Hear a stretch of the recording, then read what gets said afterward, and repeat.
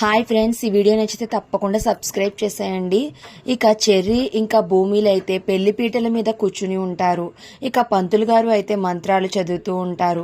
ఇక వాళ్ళిద్దరూ పెళ్లి పీటల మీద కూర్చున్నారే కానీ టెన్షన్ పడుతూనే ఉంటారు. ఇక మరో పక్కన గగన్ అయితే ఆఫీస్కి వెళ్లకుండా వచ్చి జనాల్లో ఒక్కడిగా నుంచుని భూమిగా చెర్రీలను అయితే అలా చూస్తూ ఉంటాడు.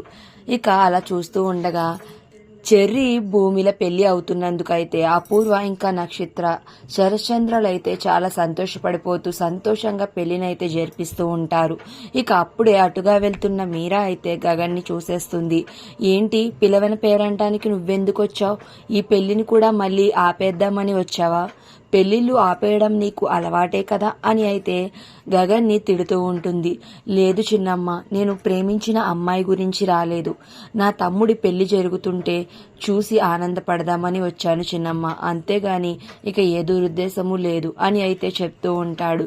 ఇక గగన్ అలా అనేసరికి ఇక మీరా ఏమీ అనకుండా అయితే వెళ్ళిపోతుంది. ఇక పంతులు గారు అయితే మాంగళ్య ధారణ కానివ్వండి అని తాళి అయితే చెర్రీ చేతికి ఇస్తాడు. ఇక ఆ తాళి భూమి మెడలో అయితే కట్టబోతూ ఉంటాడు చెర్రీ. ఇక తాళి అలా కడుతూ ఉంటే భూమి అయితే చాలా గట్టిగా అయితే ఏడుస్తూ ఉంటుంది. ఇక భూమి జడ పట్టుకుని వెనకాలే నక్షత్ర అయితే ఉంటుంది.